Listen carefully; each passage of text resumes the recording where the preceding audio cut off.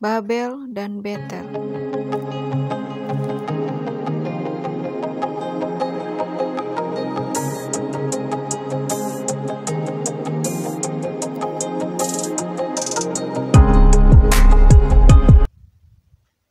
Kitab Yesaya pasal 13 menuliskan tentang kejatuhan Babel atau Babilonia dan akibat dari kejatuhannya tersebut. Maka hal itu dapat membebaskan umat Allah yang sedang ditindas oleh bangsa Babel. Nabi Yesaya menuliskan sebuah ejekan figuratif untuk menggambarkan keadaan Raja Babel. Kalimat yang hampir sama dengan tulisan Nabi Yesaya tersebut juga dapat kita temui di kitab-kitab lain. Nabi Yesaya menggambarkan dengan menuliskan Raja Babel yang sudah mati menyapa rekan-rekannya di dunia orang mati, di mana belatung dan cacing menjadi tempat tidurnya. Bunyi ayat tersebut bukan sedang berbicara ataupun menjelaskan tentang keadaan orang yang sudah mati, melainkan itu adalah cara Tuhan yang sangat dramatis untuk memberitahukan kepada raja yang angkuh bahwa dirinya akan direndahkan. Seperti yang dialami oleh raja-raja sombong sebelumnya. Raja-raja Babel bukan menderita karena kurangnya rasa percaya diri. Namun sebaliknya mereka ingin menyamai yang maha tinggi, bahkan melampaui ego yang paling tinggi sekalipun. Raja-raja Babel mengaku memiliki hubungan yang erat dengan para dewa dan mereka tunduk kepadanya. Hal itu ditunjukkan setiap tahun pada hari kelima saat perayaan tahun baru bangsa Babel,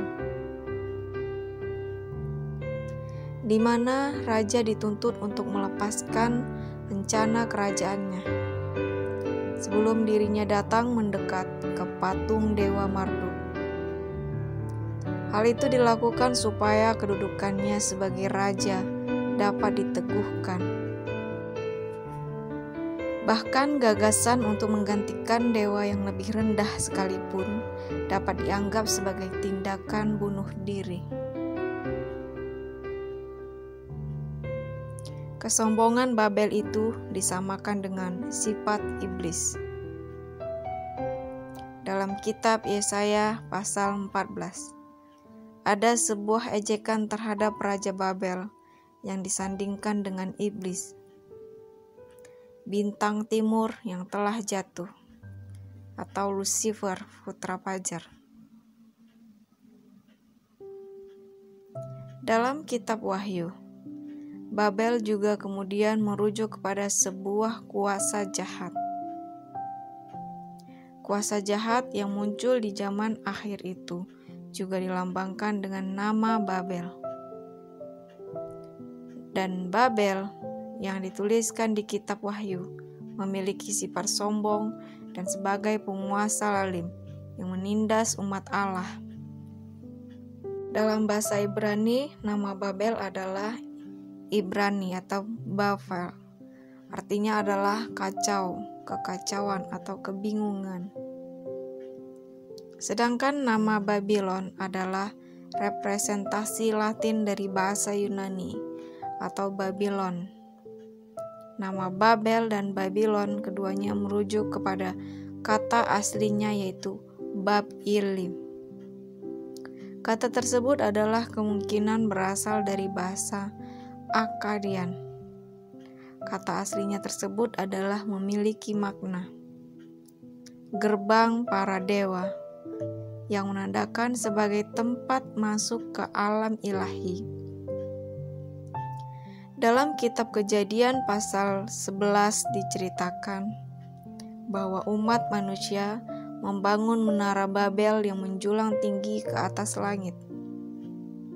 Sehingga dengan mengandalkan kuasa atau usaha kekuatan mereka sendiri, para umat manusia itu berharap dapat naik ke tingkat kekebalan ilahi, supaya mereka terbebas dari pertanggungjawaban kepada Allah.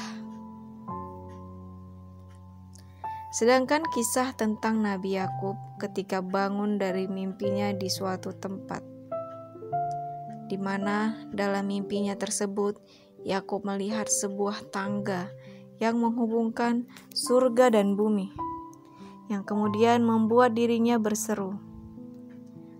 Di Kejadian 28 ayat 17, alangkah dahsyatnya tempat ini.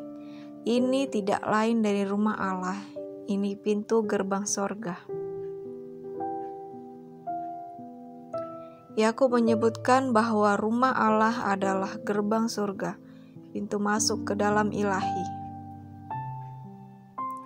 Dan Yakub menamai tempatnya bermimpi itu Betel, yang memiliki arti rumah Allah. Jadi kesimpulannya antara gerbang surga di Betel dan gerbang para dewa di Babel yang menjadi Allah mereka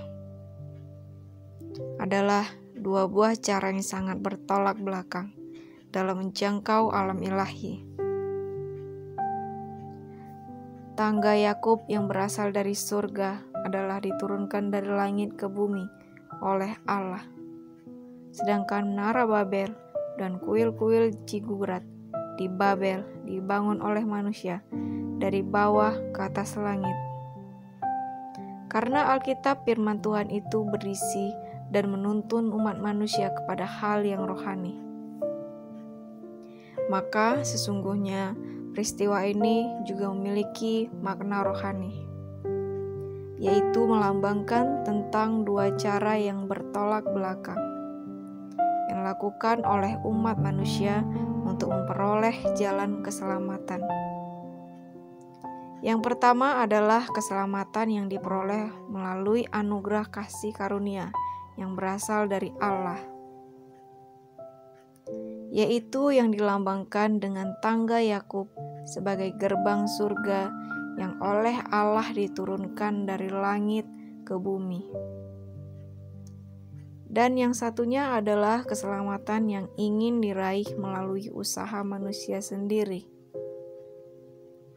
yaitu dilambangkan oleh menara Babel dan kuil-kuil Babel yang dibangun dari bawah ke atas langit.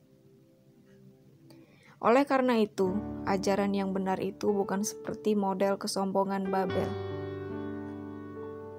yang diraih melalui usaha manusia dari bawah ke atas langit, melainkan berdasarkan model Betel yang sederhana, yaitu yang dianugerahkan dari atas langit ke bumi.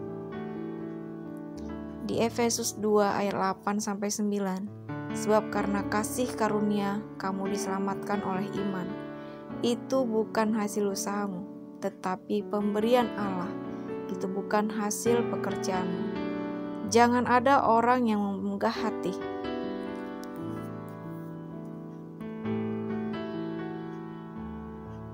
Terima kasih. kasih sudah menyimak video ini, kiranya mengedukasi serta bermanfaat bagi kita semua.